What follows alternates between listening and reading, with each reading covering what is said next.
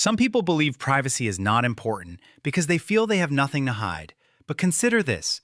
Would you ever leave your curtains open for all to see or willingly share your bank statements with strangers? Most would adamantly decline.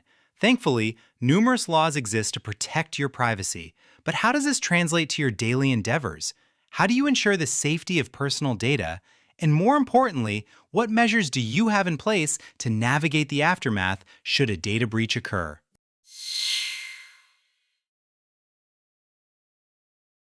Personal data refers to any information that can identify a person directly or indirectly.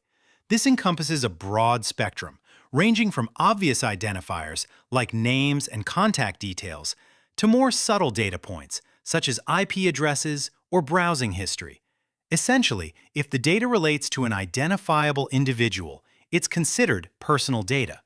On the other hand, sensitive personal data involves information that is particularly private or sensitive in nature.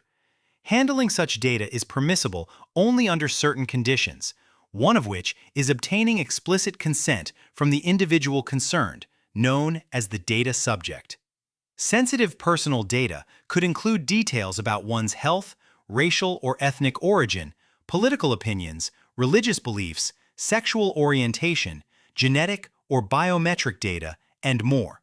The distinction lies in the potential risks associated with the misuse or mishandling of this information.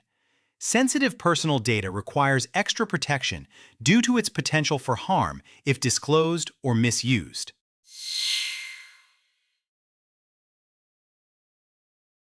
The collection, storage, and usage of personal data are central aspects of data protection and privacy regulations.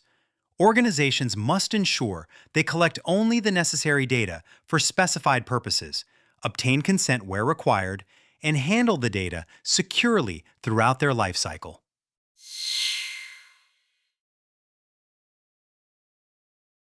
During a casual conversation, Lisa shows Alex she discovered on social media that their new intern, Rachel, struggles with anxiety. She suggests noting this in Rachel's records. Alex explains to Lisa that since this is medical information that Rachel has not revealed to anyone at work, it is unethical and inappropriate to store this in official records. Respect individuals' privacy rights by obtaining explicit consent or ensuring legal justification for data collection. Organizations should be transparent about what data they're collecting and why. This transparency builds trust with individuals and helps them make informed decisions about sharing their data.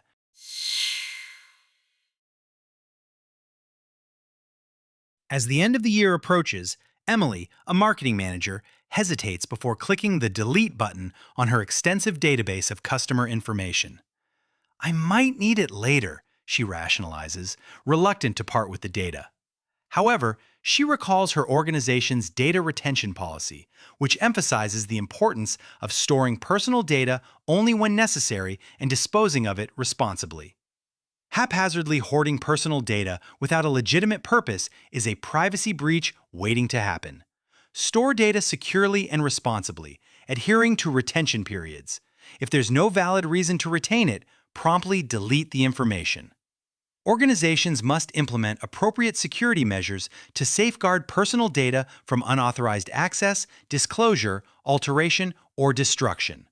This involves encryption, access controls, regular audits, and secure data disposal practices.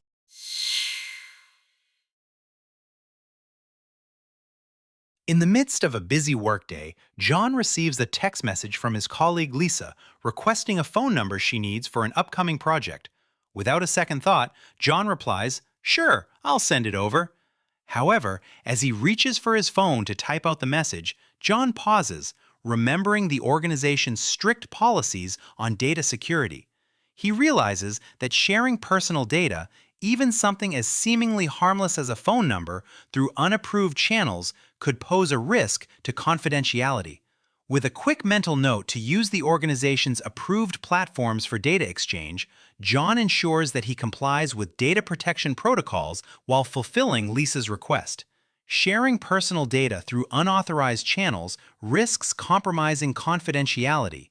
Utilize approved platforms and systems for data exchange, ensuring compliance with organizational protocols and data protection regulations. Organizations should ensure they have lawful grounds for processing the data. This includes respecting individuals' rights, such as the right to access, rectify, or erase their personal data.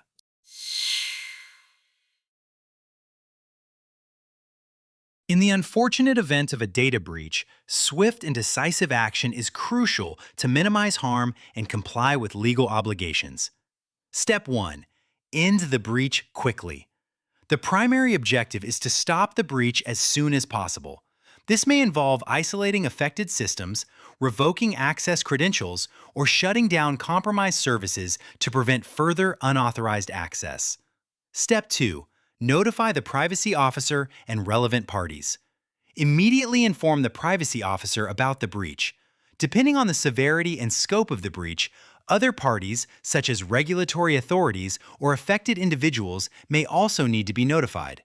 Transparency is key in building trust and mitigating potential fallout. Step 3. Analysis and reporting. The privacy officer will conduct a thorough analysis of the breach, assessing its impact and identifying any regulatory obligations. If the breach poses a risk to the fundamental rights and freedoms of individuals, such as their privacy or security, it must be reported to the relevant authorities within the stipulated timeframe, as mandated by applicable laws and regulations.